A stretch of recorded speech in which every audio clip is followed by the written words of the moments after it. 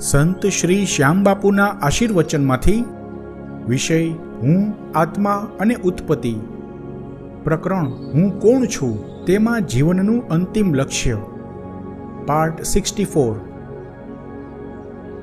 આ ભૌતિક સંસારનો જ અનુભવ હોય, પોતાના ભૌતિક શરીરની જ અનુભૂતિ થતી હોય તો તે માણસ પોતાના જીવનનું અંતિમ લક્ષ્ય, જીવનનો ઉદ્દેશ, મકસદ ભૌતિક સંસારથી વિશેષ રાખી જ ન શકે, ભૌતિક જિંદગીથી વિશેષ કશું જાણી ન શકે। જે માણસો સત્યને પામ્યા નથી તે સંસારને જ મહત્વ આપે ને, કારણ કે ભૌતિક શરીર તો સુખ દુઃખ ભોગવવાનું સાધન પણ છે અને ભૌતિક સંસારમાં રહીને જ્ઞાન પ્રાપ્ત કરવાનું સાધન પણ આ ભૌતિક શરીર જ હોય છે। જે લોકો અજ્ઞાનના અંધકારથી ઘેરાયેલા હોય છે તેને માટે શરીરના કે સંસારના સુખ દુઃખ મહત્વના બની જતા હોય છે, અને જે કોઈ જ્ઞાન દ્વારા સત્યને પામી ગયા હોય છે તેને માટે સુખ દુઃખ ગૌણ બની જાય છે। આ ભૌતિક શરીરનો જેવો ઉપયોગ કરતા આવડે તેવું પરિણામ પામી શકાય છે। ખરેખર તો આ ભૌતિક દુનિયામાં રહેવું અને આ ભૌતિક દુનિયાને જ ધ્યાનમાં રાખીને વિચારવું, ભૌતિક જિંદગી જ સારી રીતે જીવવી તે જીવનનું અંતિમ લક્ષ્ય ન હોઈ શકે, કારણ કે આ ભૌતિક જિંદગી પૂરતું જ જીવન સીમિત નથી હોતું। એક જીવનમાં અનેક ભૌતિક જિંદગીઓ સમાઈ જતી હોય છે, તેથી એક ભૌતિક જિંદગીને લક્ષ્યમાં રાખીને જીવનના અંતિમ લક્ષ્યનો વિચાર ન થઈ શકે, કારણ કે ભૌતિક શરીર તો નાશવંત છે, નશ્વર છે, પરંતુ સંપૂર્ણ જીવન તો આત્મા સાથે જોડાયેલું હોય છે। સંપૂર્ણ જીવન એટલે આત્માની એક જિંદગી થાય, તેથી ભૌતિક જિંદગીનું લક્ષ્ય જીવનનું અંતિમ લક્ષ્ય ન હોઈ શકે। જેમ પાણીનું ભરેલું નાનું ખાબોચિયું જોઈને તમે વિશાળ મહાસાગરની કલ્પના ન કરી શકો, બંનેની સરખામણી પણ ન થઈ શકે, તેમ એક ભૌતિક જિંદગીનો અનુભવ કરીને આત્માની જિંદગીનો અનુભવ ન કરી શકો। તેનો મતલબ એવો નથી કે આ ભૌતિક શરીરની ઉપેક્ષા કરવી, આ ભૌતિક સંસારનો ત્યાગ કરવો। જો એવું કરીએ તો તેને જિંદગી પ્રત્યે, પોતાના કર્તવ્યો પ્રત્યે દ્રોહ કર્યો કહેવાય। નિષ્કામ ભાવથી અલિપ્ત રહીને કર્મો, કર્તવ્યો તો કરવા જ પડે અને કરવા જ જોઈએ।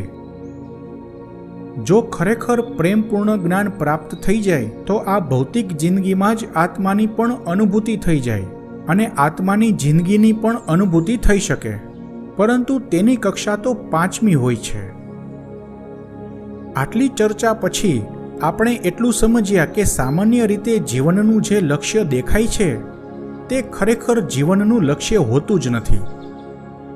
તો પછી જીવનનું અંતિમ લક્ષ્ય છે શું?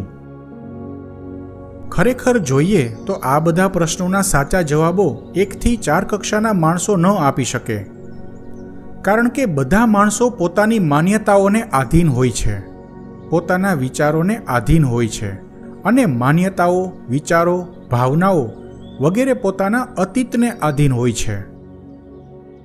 દરેક માણસો માટે આ બુનિયાદી પ્રશ્નો એક પ્રકારની લૂપ બનાવે છે, પેરાડોક્સ સર્જે છે, ફરીને હતા ત્યાં જ પહોંચાડી દે છે। તેથી જ તો જન્મો જન્મના ચક્કર ચાલુ રહે છે। જન્મો જન્મના ચક્કર, તેનો મતલબ પણ એ જ થાય કે એક પ્રકારની લૂપમાં ફસાઈ જવું અને અંતહીન પુનરાવર્તન પામ્યા કરવું। કઈ રીતે એ પણ જોઈએ। પ્રશ્ન છે, જીવનનું અંતિમ લક્ષ્ય શું છે? જવાબ મેળવવા માટે પ્રતિપ્રશ્ન કરવો પડે, કોના જીવનનું અંતિમ લક્ષ્ય?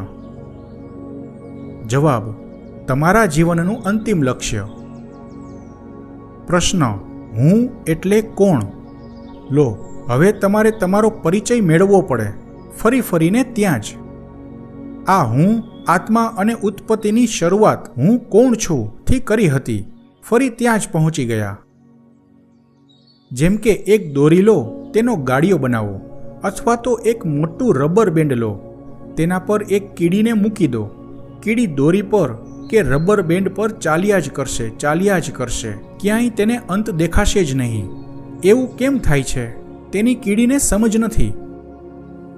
સમજો કે કીડીને જ્ઞાન લાગી ગયું, પોતાનામાં કેટલી ક્ષમતાઓ છે તેની સમજ આવી ગઈ તો કીડી દોરીને કે રબર બેન્ડને છોડી દેશે, ત્યાંથી પડતું મૂકશે, જ્યાં પડશે ત્યાંથી શરૂઆત કરશે, પરંતુ લૂપમાંથી બહાર નીકળી જશે.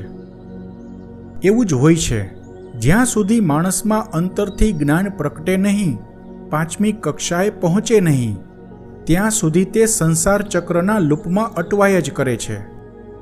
કીડીએ તો દોરી છોડી દીધી કે રબર બેન્ડ છોડી દીધું અને તે આઝાદ થઈ ગઈ.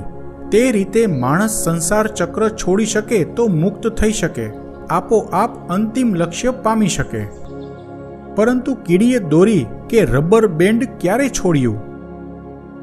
જ્યારે કીડીને પોતાની ક્ષમતાઓનું જ્ઞાન થયું, કીડીને સમજ આવી ગઈ કે પોતે દોરી છોડશે તો નીચે પડશે, પરંતુ તે પતન નથી, મુક્તિ છે.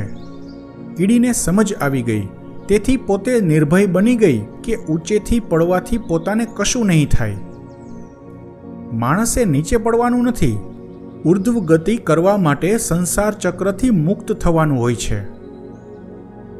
માણસને જ્યાં સુધી પરમ જ્ઞાન પ્રાપ્ત નહીં થાય ત્યાં સુધી અભય પ્રાપ્ત નહીં થાય, અને ત્યાં સુધી તે માણસ સંસાર ચક્રમાંથી મુક્ત નહીં થાય. અને સંસાર ચક્રમાં રહીને જીવનનું અંતિમ લક્ષ્ય શું છે તે સમજાય નહીં અને સિદ્ધ પણ થાય નહીં. 1 થી 4 કક્ષા સુધીના માણસો અહંકારના પ્રભાવ હેઠળ હોવાથી પોતાના અસ્તિત્વને પરમાત્માથી અલગ માને છે. તેથી મારું જીવન, મારું લક્ષ્ય, મારા જીવનનો ઉદ્દેશ્ય વગેરેમાં અટવાયા કરે છે અને પોતાના નામે કર્મો કરતો રહે છે, સકામ કર્મો કરતો રહે છે, કરતા ભાવથી કર્મો કરતો રહે છે. આ કર્મોની કાર્મિક ઉર્જા એવા લૂપને જન્મ આપે છે.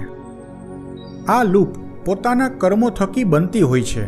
તેથી આ લૂપને કાર્મિક લૂપ કહી શકાય, જેમાંથી માણસ ક્યારેય બહાર નીકળી જ ન શકે અને જન્મો જન્મની પ્રક્રિયા ચાલુ રહે છે. જો કોઈ કહે કે હું અકર્તા ભાવથી કર્મ કરું છું, આવી બધી બાહ્ય જ્ઞાનની વાતો કરતા લોકો માટે તો ઘણા મીટર આપી દીધા છે. સારું, સાચું, સત્ય, મિથ્યા વગેરે જાણી શકાય છે.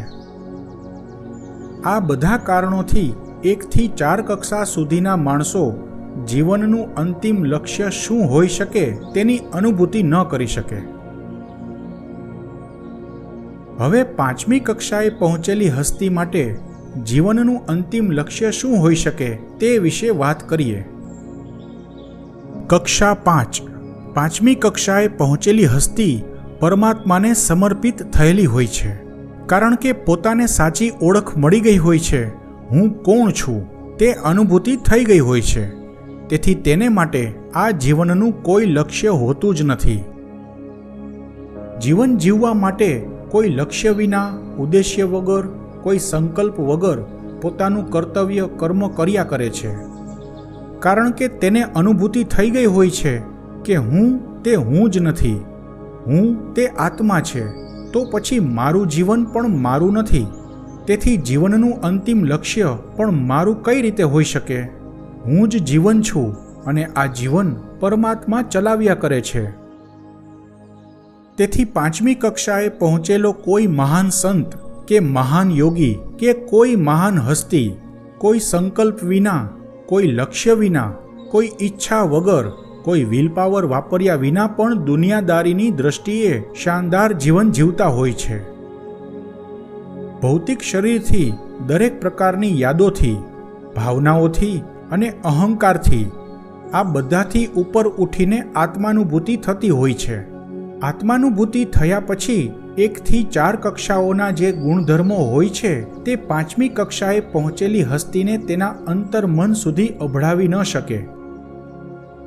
જેને આત્માની જિંદગી સુધીની અનુભૂતિ થતી હોય તે ફક્ત ભૌતિક જિંદગીમાં કોઈ પ્રકારના લક્ષ્ય રાખી ન શકે.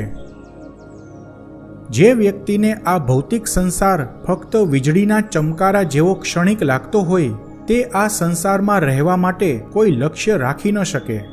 તેને માટે આ ક્ષણભંગુર ભૌતિક જિંદગીમાં કોઈ ખાસ ઉદ્દેશ્ય હોતો નથી.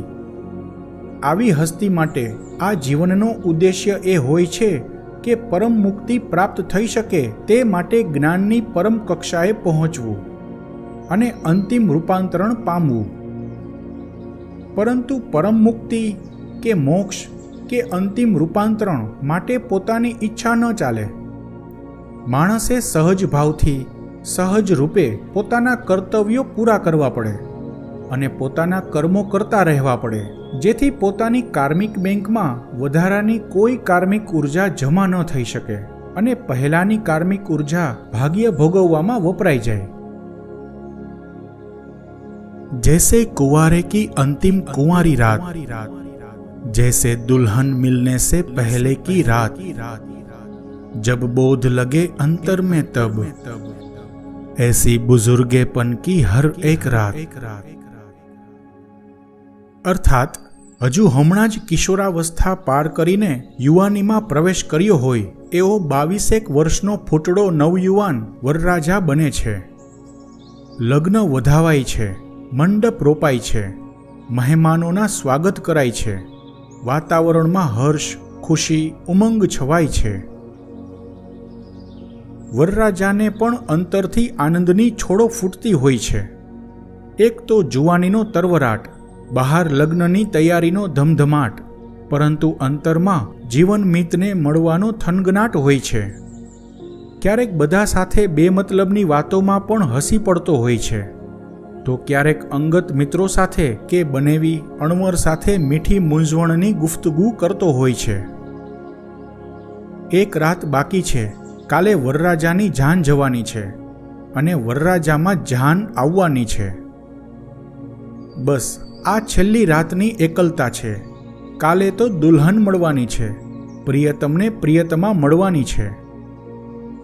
આ નાશવંત સંસારનો ભરપૂર અનુભવ કરીને ગઢપણ આવે છે ત્યારે મોટા ભાગે તો બધા ઘરડા કે બુઢા બનીને રહી જાય છે. જીવવાની લાલસામાં દવાના ટીકડા આરોગે છે અને કણસતા પથારીમાં આડોટે છે, તો કોઈ વળી જ્ઞાનથી સમૃદ્ધ બનેલા વૃદ્ધત્વને પામી બાકી બચેલી જિંદગી મધુરતાથી માણે છે.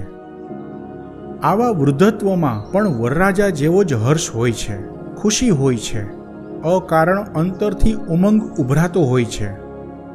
સાથે સાથે અંતરમાં ધલવલાટ પણ હોય છે કે ક્યારે શાશ્વતમાં સમાઈ જવા મળશે. આત્માનુભૂતિ થયા પછી પરમાત્મા જ પ્રિયતમ કે પ્રિયતમા બની જાય છે. દિવ્ય પ્રેમમાં જાતિભેદ હોતા નથી. આ સંસારમાં તેની છેલ્લી રાત ક્યારે બની રહે, ક્યારે પ્રભુ મિલનની ઘડી આવે તેવા તડફડાટમાં દરેક રાત વિરહમાં વિતાવે છે. આવા મહાન સંત માટે મૃત્યુ લગ્ન સમાન હોય છે. આવતા અંકમાં પણ વિભાગ હું કોણ છું તેમાં જીવનનું અંતિમ લક્ષ્ય ચાલુ રહેશે.